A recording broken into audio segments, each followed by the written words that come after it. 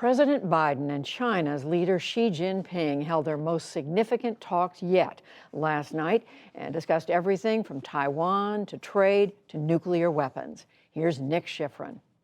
Judy, the two leaders spoke virtually for 3.5 hours, and both sides described it as an attempt to ensure competition does not veer into conflict. The U.S. said President Biden reiterated no change in U.S. policy toward Taiwan. Chinese state media said President Xi described attempts by Taiwan to gain U.S. support for independence as, quote, playing with fire. Whoever plays with fire will get burnt. The two sides agreed to continue coordinating on issues including climate change to increase dialogue, and the U.S. says they agreed to discuss China's expanding nuclear weapons capacity. So did the meeting advance U.S. interests? For that, we get two views. Susan Thornton had 28 years as an American diplomat focusing on Asia. She's now a visiting lecturer at Yale Law School. And John Mearsheimer writes extensively on strategic issues and is a political science professor at the University of Chicago. Welcome, both of you, back to the NewsHour. John Mearsheimer, let me start with you. Do you believe the meeting served U.S. interests? No, I don't think so, Nick. I think Biden's basic goal here was to dampen down the intense security competition that exists now between China and the United States and actually permeates every dimension of the relationship: ideological, political, economic, military. And the great fear here, of course, is that this will eventually lead to a major confrontation. Now, did he succeed in doing that? No. And my argument is it's impossible to achieve that goal. The fact is that the United States and China are destined to engage in a serious security competition, in effect, another Cold War for the foreseeable future. And the reason for that is very simple. China is bent on dominating Asia. It's bent on controlling the South China Sea, taking back Taiwan, and dominating the East China Sea. The United States has no intention of allowing China to achieve any one of those three goals. And there's no way you can work out a solution that makes both sides happy.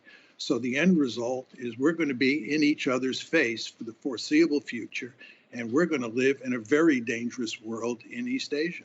Susan Thornton, is a Cold War inevitable, and did this meeting serve U.S. interests? Well, I think John is far too pessimistic. Certainly, I do think this meeting served U.S. interests. One of the main impetuses for the meeting was to get communications between the two biggest economies in the world back on track and having a normal dialogue where we can actually talk about things and try to resolve problems. I don't think that there's anything inevitable about U.S.-China tensions leading to a conflict. I think President Biden doesn't think so. I don't think any president thinks so. And I think we can certainly foster these kinds of communications. Biden said they're going to have some follow-on discussions about managing tensions in the security area, follow-on discussions about signaling on Taiwan to make sure we get clearer communication. And I think in the era of kind of nuclear weapons among major powers, we certainly have to believe, and I believe very strongly, that our governments, our leaders, and our peoples have agency to keep the two countries from having a conflict. And that's what this meeting was about. I think it was a start.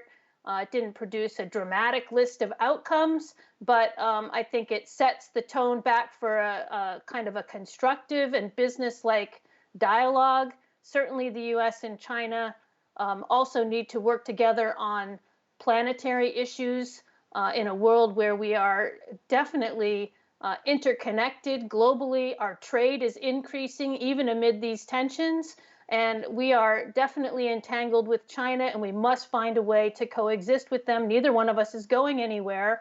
And so I think it certainly is possible to continue to compete with China, but also to work with them where we need to, and certainly to avoid conflict. So let's zoom into some of the main issues discussed. Susan Thornton just mentioned nuclear. The Pentagon says China is going to quadruple the number of its nuclear weapons by 2030. It's changing its nuclear posture, but today the U.S. says they will discuss nuclear weapons in the future. So John Mearsheimer, what's your response to that U.S. announcement? Well, the fact is they can talk about nuclear arms control. They can talk about trying to tamp down the nuclear arms race that's now started, but they're not going to do that. It's not going to have any effect. The fact is, the United States and China are going to be engaged in a major arms race at the strategic nuclear level, just as the Soviet Union and the United States were during the Cold War. Both sides are going to be looking for advantage, not only at the nuclear level, but at the conventional level as well. Susan Thornton, is that arms race inevitable? Well, I don't agree with the focus of the competition. I think the US-China competition is mainly in the economic and technological realm. It's not really a military competition, and there's not really, I mean, there will be arms racing going on, and there is an arms race going on, but I think those are things that can be both mitigated, and they're not the central feature of the competition. So I hope they will have stability talks. I think we can have some productive arms control discussions. But again, I hope that we don't get overly focused on this area, because I don't think that's where the competition is. And if the U.S. puts a lot of resources into that facet of the competition, we may take our eye off the main ball. And let's quickly address Taiwan. The U.S. has now reiterated its official policy multiple times, essentially walking back more ambiguous comments by President Biden over the last few days about coming to Taiwan's defense. Beijing, of course, as I mentioned, answered with a threat during last night's call.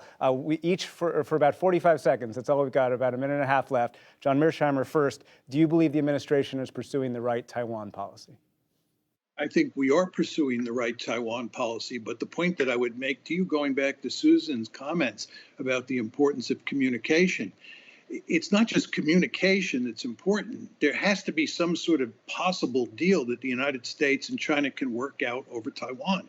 This is an exceedingly dangerous situation, but I see no deal that can be worked out.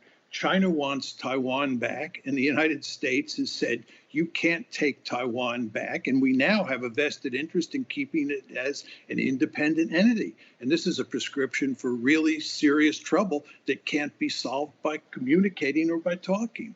Susan Thornton, prescription for trouble?